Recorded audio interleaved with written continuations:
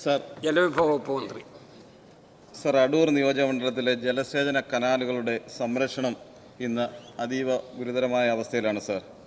ഒരു കാലത്ത് കൃഷിയുടെയും ജലസേചനത്തിൻ്റെയും നട്ടല്ലായിരുന്നു സാർ ഈ കനാലുകൾ.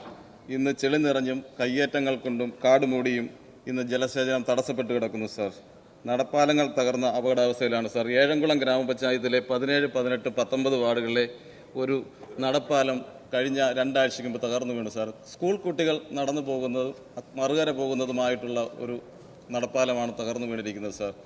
അതുപോലെ മാലിന്യങ്ങൾ നിക്ഷേപിച്ച് തെളി നിറഞ്ഞ രീതിയിലേക്കാണ് നിൽക്കുന്നത്. കാട്ടുപന്നിയും അതുപോലെ പാമ്പും ഒക്കെയുള്ള കുറുനരിയുമായി നിൽക്കുന്ന സ്ഥിതിയിലേക്കാണ് ഇന്ന് കാടുമൂടി കിടക്കുന്നത് സാർ. ബന്ധപ്പെട്ട വകുപ്പ് അതിന് അടിയന്തരമായി പരിഹരിക്കണമെന്ന് സർക്കാരിനോട് ക്ഷണിക്കുന്നു സാർ. മിനിസ്റ്റർ.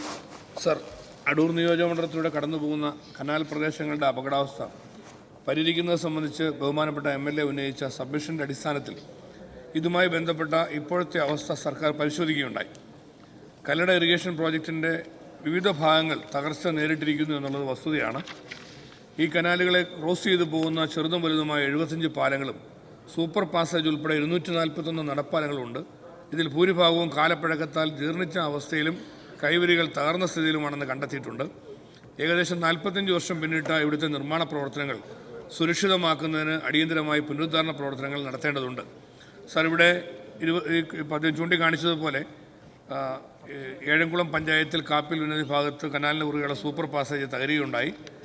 അതോടൊപ്പം തന്നെ വിവിധ സ്ഥലങ്ങളിൽ നാശനഷ്ടങ്ങളും അപകടാവസ്ഥയും നിലനിൽക്കുകയാണ്. ഇത് പുനരുദ്ധരിക്കുന്നതിന് വേണ്ടി 10 ലക്ഷം രൂപയുടെ എസ്റ്റിമേറ്റ് ഇറിഗേഷൻ പ്രോജക്റ്റ് വിഭാഗം പ്രോജക്റ്റ് 2 ചീഫ് എഞ്ചിനീയർ തയ്യാറാക്കി ഗവൺമെൻറ്റിലേക്ക് കൈമാറിയിട്ടുണ്ട്. കുടവൻ കനാലിന് കുറുകെ ഏഴംകുളം പഞ്ചായത്തിലും അതുപോലെ തന്നെ പുനരുദ്ധരിക്കുന്നതിന് വേണ്ടി 9 ലക്ഷം രൂപയുടെ പ്രപ്പോസൽ സർക്കാരിൽ ലഭ്യമായിട്ടുണ്ട്. ഇതെല്ലാം സർക്കാർ പരിശോധിച്ചു വരികയാണ്. അടൂർ നിയോജകമണ്ഡലത്തിലൂടെ കടന്നു പോകുന്ന കല്ലട ഇറിഗേഷൻ പ്രോജക്റ്റ് കനാൽ ശൃംഖലയുടെ പുനരുദ്ധാരണം അടിയന്തരമായി നടപ്പാക്കേണ്ടത് അത്യന്താപേക്ഷിതമാണെന്ന് സർക്കാർ വിലയിരുത്തുകയും ഇതിൻ്റെ അടിസ്ഥാനത്തിൽ പ്രശ്നപരിഹാരത്തിന് വേണ്ടി സർക്കാർ ആവശ്യമായ തീരുമാനങ്ങൾ കൈക്കൊള്ളുമെന്ന് അറിയിക്കുകയും ചെയ്യുന്നു. 7 പ്രവൃത്തികൾ നടപ്പാക്കുന്നതിന് വേണ്ടി 1,63 ലക്ഷം രൂപയുടെ ഭരണാനുമതി സർക്കാർ നൽകിയതായി അറിയിക്കുന്നു. അതോടൊപ്പം അടിയന്തര പ്രാധാന്യം കണക്കിലെടുത്തുകൊണ്ട് സംസ്ഥാന ബജറ്റിൽ ഉൾപ്പെടുത്തി KIP കനാൽ ശൃംഖലയുടെ പുനരുദ്ധാരണത്തിന് 10 കോടി രൂപയുടെ പ്രവൃത്തി നടപ്പാക്കുന്നതാണെന്ന് അറിയിക്കുന്നു. T പദ്ധതിയിൽ ഉൾപ്പെടുത്തി 85 പ്രവൃത്തികളുടെ ഭരണാനുമതി സർക്കാർ ഇതിനോടകം തന്നെ നൽകാൻ തീരുമാനിച്ചിട്ടുണ്ട്. ഇപ്രകാരം ഇറിഗേഷൻ ഡിപ്പാർട്ട്മെന്റ് നിർദ്ദേശിച്ചിരിക്കുന്ന വിവിധ പദ്ധതികൾ സമയബന്ധിതമായി നടപ്പാക്കുന്നതിനും അടൂർ നിയോജകമണ്ഡലത്തിൽ പതിറ്റാണ്ടുകളായി നിലനിൽക്കുന്ന കനാൽ ശോച്യാവസ്ഥയ്ക്ക് ശാശ്വത പരിഹാരം ഉണ്ടാക്കുവാനും അടിയന്തരമായ നടപടികൾ സ്വീകരിക്കുന്നതാണെന്ന് അറിയിക്കുന്നു.